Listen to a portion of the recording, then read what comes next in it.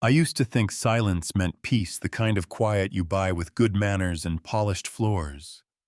But in the Blackwood mansion, silence felt like a rule, a contract signed by people like me to keep our heads down, keep our voices small, keep moving, while the rich pretended not to see us. And that night at the gala, I tugged my daughter's ponytail tight and told her to stay close while crystal glasses sang in the air. And the orchestra did what orchestras do, and Lily, my 10-year-old, with dust on her shoes and light in her eyes, went and did the one thing no one in that room dared to do. She walked straight to Eleanor Blackwood, the matriarch with the perfect pearl necklace and the faraway blue eyes, and Lily raised her hands, not loud, not showy, just brave, and signed, "Good evening, the fire is beautiful, and I swear you could feel the room inhale and forget how to exhale." People like to say money talks, but that night money shut up because Michael Blackwood, who owns half the skyline and the other half's reflection, stopped mid-sentence, and his guests turned like sunflowers. And my little girl, who reads Latin for fun, had a conversation in American Sign Language with a woman nobody had bothered to reach for in years. And Eleanor's face cracked open into this bright young laugh I didn't know she had left, shoulders shaking, eyes shining.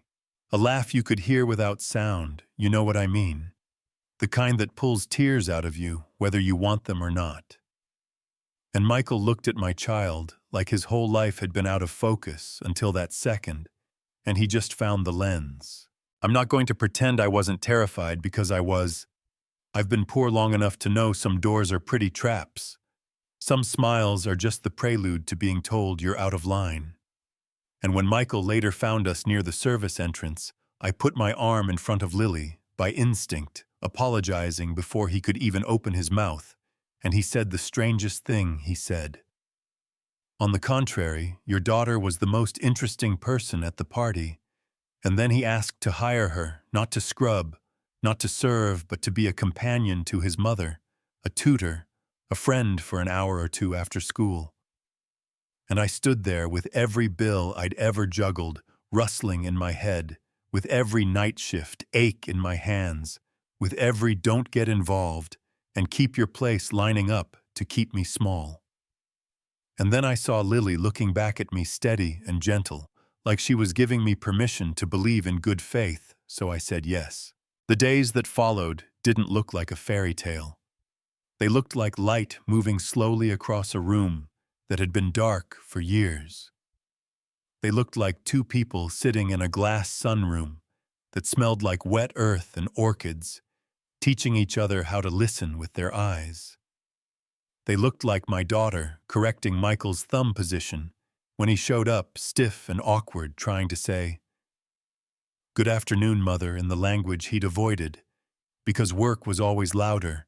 And they looked like Eleanor pressing shaking fingers to her face, crying without sound, while Lily signed, "You're doing great," and meant it. And yes, it healed something in me I didn't know was bleeding. Not everyone clapped for that, of course, because stories about money usually come with someone who believes control is love. And in walked Isabella Vance, groomed to glide through rooms like these, a perfect match on paper, with a pen made of steel, and she watched Lily like a problem to be solved. And one afternoon, when my girl wandered into the old study that Michael kept like a shrine to his father and grandfather, she found the glass case with the Medal of Honor, read the inscription. Went quiet in that particular Lily way. That means her mind is sprinting, and Isabella showed up in the doorway with her arms folded and her smile sharp, saying, "This room is private. You're the help, learn your place," and she grabbed my child's arm, leaving little white crescents on her skin. And then Michael and Eleanor appeared, and you could see the temperature shift, and Lily, instead of shrinking, pointed to the medal and said, "The citation is wrong." General Blackwood wasn't at the Battle of the Bulge that day. He was in the Hurtgen forest, leading a covert rescue, and Isabella laughed that brittle laugh that breaks in your hands. But Eleanor's hands started to move fast, and Lily translated. She says her father told her the same story in this very room, that the record they published was a cover to protect lives, and everything got very quiet, the kind of quiet truth likes. Michael went digging after that because men like him don't sleep until they have documents and dates.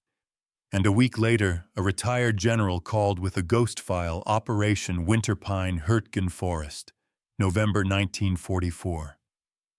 A slaughter on paper that wasn't a battalion saved behind enemy lines, a cover-up sealed for 75 years, a medal given not as a lie but as a lock. And Michael came home pale, the kind of pale you get when your grandfather becomes a man instead of a myth, and you love him more for it. And he gathered us and signed to his mother with hands that were still clumsy, but full of love.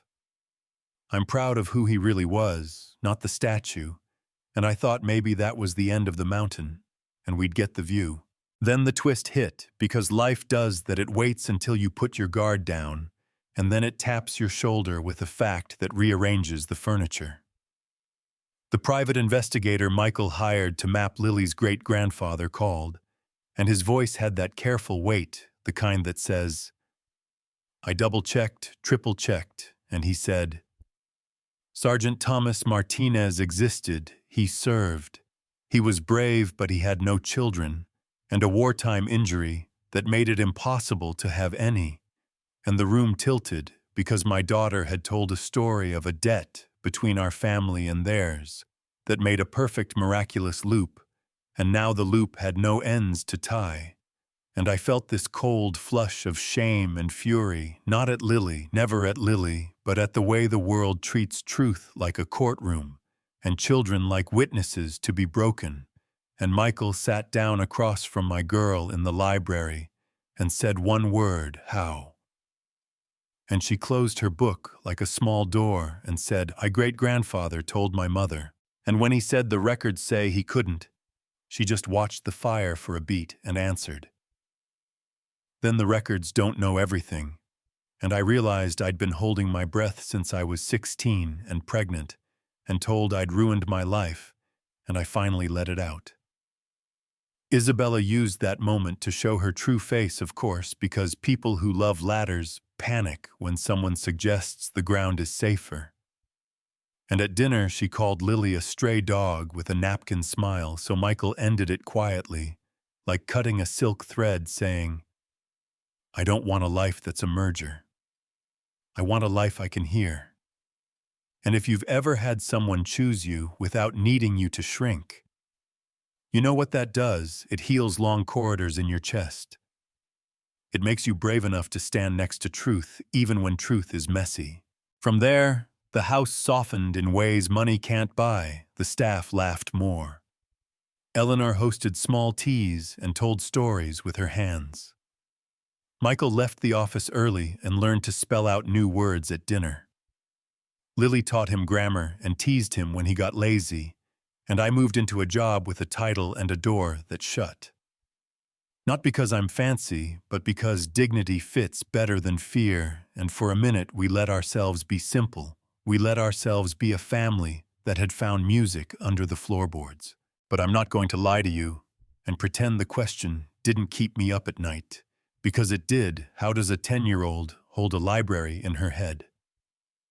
Why does she grieve for places she's only read about? Like that island in the Pacific covered in plastic she told Michael about. Why does she translate Latin like she remembers it, not like she learned it? And if the paper trail says the man whose life was saved never had a child to pass his story to us, how did that story find its way into my daughter's hands? And here's the part that might make you roll your eyes or lean forward, depending on the kind of life you've had. I don't think everything that matters fits in a file. I don't think love and debt and grace always follow the bloodline. Sometimes they travel through the quiet, sometimes they catch a ride on kindness and land. Where they're needed, sometimes a child hears a promise that was whispered to the dead and answers it because no one else can. And when Michael asked Lily again, softer, "How do you know?" she said, "Because it feels true." And because your mother's hands remembered it the second mine started. And that was enough for me, not because I'm naive, but because I've spent years watching what money can't fix and what mercy can. So yes, we got one clean win in all that mess. Michael ended the engagement with Isabella and chose to be the kind of son his mother could talk to without sound, the kind of man who sits at a table and spells out, "I'm sorry and I love you with both hands." And if you're keeping score, that felt like victory, small and private and gigantic all at once. And then we leave you where life left us, in a spot where the next step could crack a mystery open or close it for good. A spot where my daughter is both a child doing homework and a key that keeps finding new doors. And I'm asking you not as a test, but as a neighbor across the fence. What do you think truth owes to paperwork? What do you think class owes to kindness? What do you think silence owes to the people who live inside it? Drop your take in the comments. Tell me if you believe Lily's story should be measured by records or by the way a room full of people felt time stop when a child moved her hands. Tell me if you've ever seen someone dismissed as nobody become the person who said the one thing everybody needed to hear. Hit like and subscribe if you want more stories that argue with the rules and vote for mercy. And if you've got your own story about prejudice power or a time justice looked different up close, share it. I read them, I learned from them, and maybe someone else needs your words as much as we needed Lily's.